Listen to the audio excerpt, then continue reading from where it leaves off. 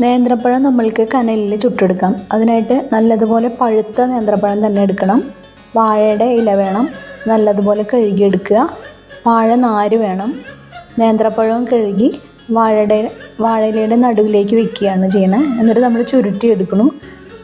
പിന്നെ വാഴനാര് കൊണ്ട് തന്നെയാണ് അത് കെട്ടണത്. കെട്ടിയിട്ട് നല്ലതുപോലെ കനലുള്ള അടുപ്പിലേക്ക് കനലൊന്ന് നീക്കിയിട്ട് 2 സൈഡിലേക്ക് നീക്കിയിട്ട് നടുവിലേക്ക് പഴം വെച്ച് അതിന് മുകളിലേക്ക് കനലിടുകയാണ് ചെയ്യണത്.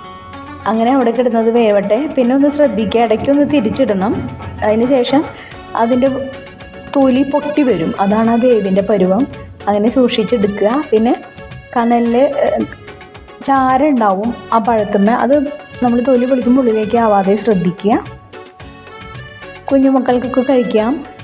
നല്ല ടേസ്റ്റ് ആയിട്ടുള്ള വിഭവമാണ്. കുഞ്ഞു കുട്ടികൾക്ക് കൊടുക്കുമ്പോൾ അതിൻ്റെ ഉള്ളിൽ അരി ഉണ്ടല്ലോ, അത് നീക്കിയിട്ട് കൊടുക്കുക. കൈ കൊണ്ട് തന്നെ ഉടച്ചെടുക്കാവുന്നേ ഉള്ളൂ. നല്ല ടേസ്റ്റാണ് കഴിക്കാനായിട്ട് കേട്ടോ. പണ്ടത്തെ ആൾക്കാർക്കൊക്കെ അറിയാം. അറിയാത്തവരെ ഒന്ന് കനലിൽ ഇങ്ങനെ ചെയ്ത് നോക്കൂ. Thank you.